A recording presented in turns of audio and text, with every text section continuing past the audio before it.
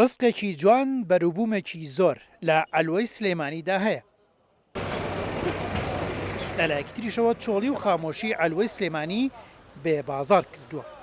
پێشتر لێرەدا ڕێ بە ڕێبۆران نەدەکەوت، بەڵام ئێستا دیمەنەکان بەم جۆرەن و خاوەن فرۆشگاکان بە دیار ڕزقەکانیانەوە بێ مشتری ڕاوەستاون.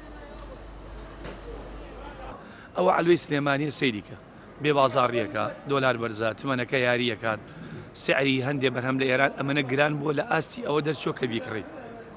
ساڵان ئێران گومرگی لەسەر هەندێک بەرهەم نەبوو، ئێستا یەک لۆری پیاز بێنە 180 ملیۆن تمەن گومرگت لێ وەرەگرێ. ئەمانە هەمووی تەئسیرن بۆ بێ بازاڕی و بۆ ئەم زروفەی ئێستا و ئەم معاشەکە دواکەوێت و کە خەڵک پارەی پێ نییە یەکێکە لەو تەئسیران، یعنی تەئسیرەکە یەک خاڵ نییە، چەند خاڵێکن ئێستا هەمووی کۆبەتەوە وای دەکردووە کە بازاڕەکان لە 180 وەستاون.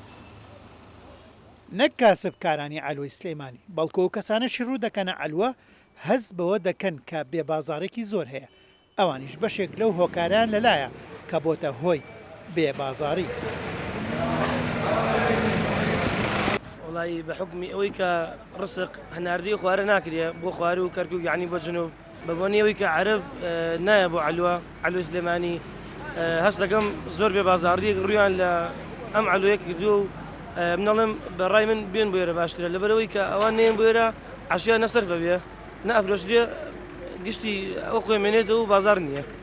ژووری بازرگانی سلێمانی کێشەی بازرگانەکانی گەیاندۆتە سەرۆک وەزیرانی عێراق تا بازرگانان دۆلار بە نرخی 147,000 دینار بگۆڕنەوە، ئەویش بۆ ڕزگاربوونە لەو بێبازاڕیە.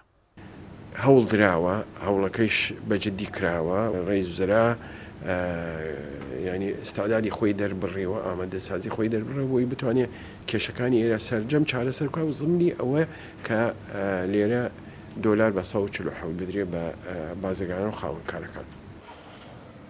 خاوەنی فرۆشگاکان لە ئەلوەی سلێمانی ئەوەیان ڕاگەیان بەردەوامبوونی و بارودۆخەوا دەکات بازاری سەوزە و میوە کە خۆراکی سەرەکی ڕۆژانەی هاوڵاتیانە بە تەواوەتی لە جم و جوڵ بکەوێت و لەبەر مەترسی زیانی مادی کەس نەوێرێت بەروبوومی سەوزە و میوە هاور دەبکات.